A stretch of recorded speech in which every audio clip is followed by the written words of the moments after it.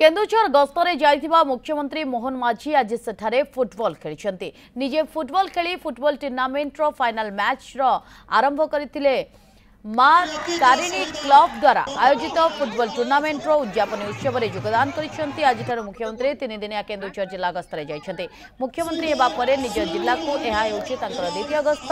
मुख्यमंत्री रायसुआ स्थित air strip रे अवतरण करबा परे सेठारो तांको एक विराट मोटरसाइकल शोभायात्रा रे पाछटी नेथिले तांकर शह शह समर्थक। या परे से केन्दुझर रे सिरीज कार्यक्रम रे जोग दैछन्ते। ये मो पंचायत एवं ये मोर गोटे अनुष्ठान